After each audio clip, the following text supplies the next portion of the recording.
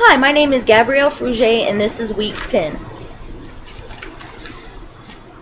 Okay, before we go any further, I'd like to mention that since next week is our last session together, I'd like to mention any thoughts about aftercare or what you'll do now that you won't be coming here anymore. We can talk about some different techniques for when you get stressed out, or um, maybe some group groups that you can attend to help with your divorce. Um, so be thinking of any questions or any thoughts that you might have related to that. Okay. Um, so last week we started a new treatment plan, not a new one, but an updated one. Yeah. And we've talked about your self-esteem and bitterness towards a divorce. Um, how do you think you're doing in those two areas? I think I'm getting better. I think, just like with anything, as time goes on and, life starts back up again and, I get my routines back in and all that kind of stuff. I think it's getting better. I'm not, I don't think I would consider myself bitter anymore.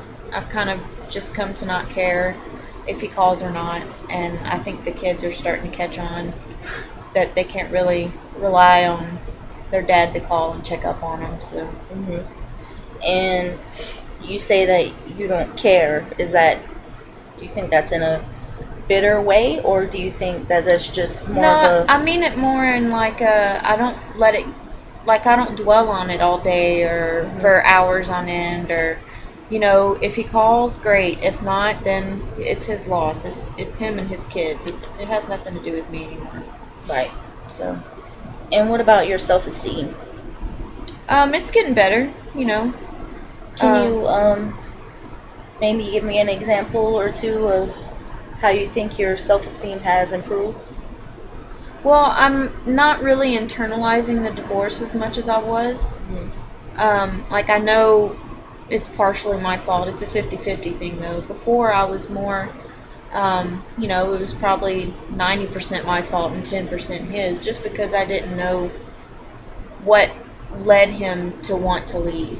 So of course I blamed myself, and then having David constantly blaming me also, But things are getting back to normal with David, and I don't know. I'm just starting to kind of see the light a little bit and realize that it's not a 90-10. It's a 50-50. So, And are there other areas with your self-esteem that you would like to improve further? well, yeah, but that's a growing process, just like for anybody else. As I start to learn how to be me again, me aside from my ex-husband, we were always together. And now it's me trying to figure out who I am just by myself. And, I'm okay with that now. Good. Okay, and last week I know that we added something different to your treatment plan about when you will be ready to date, about introducing, maybe a new boyfriend to your kids and to your family. Have you thought any more about that? Only a little bit, just because I know it's too soon. I'm not ready for that, and I know the kids aren't ready for that. So I guess I would still like to kind of have a game plan, or at least a small idea of how I would need to handle it. Okay. Um, what kind of traits do you think a man would need to have before you were comfortable enough to invite him into your home? Like to meet my kids.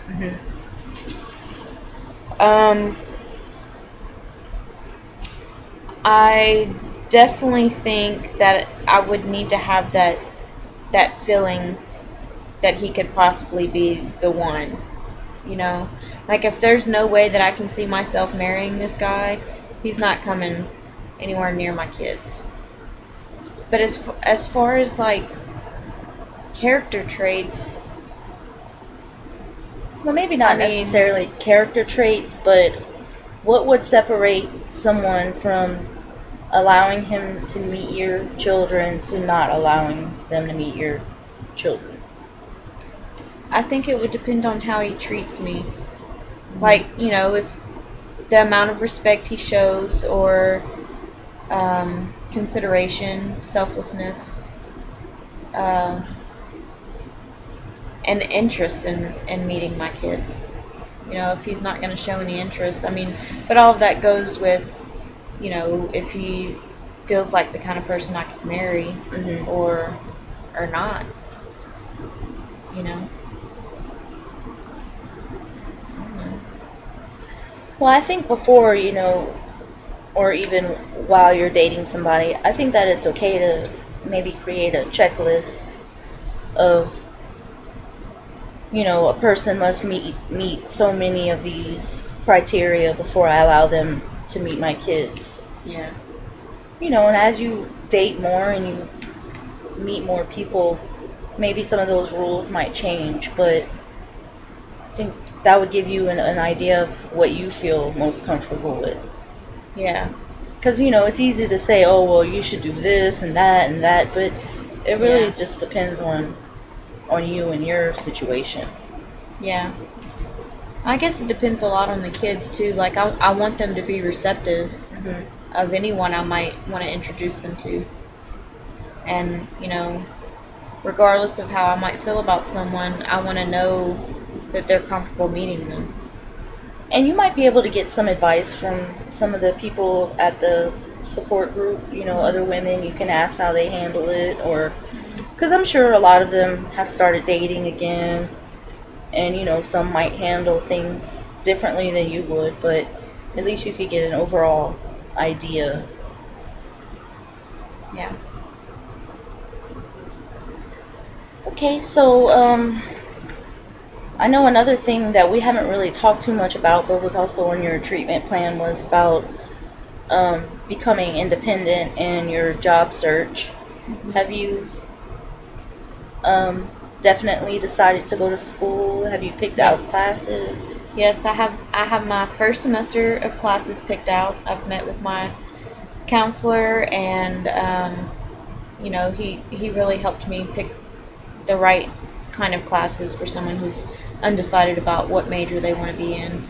And then I met someone at my kid's school, and they mentioned that they were in need of subs, and she told me that the process of subbing would not be a great deal to do. Like, they'd be able to work through my work schedule and all that kind of stuff. My school schedule. Good. So I'm gonna be doing it. It won't be much, but it'll be a start. Get my foot in the door somewhere. So So what do you feel about that? I'm nervous, but I'm excited. I'm worried about how the kids are gonna feel about it. If I happen to need to be in one of their classrooms one day, or that kind of thing. I don't know. Well, I think that's a good start.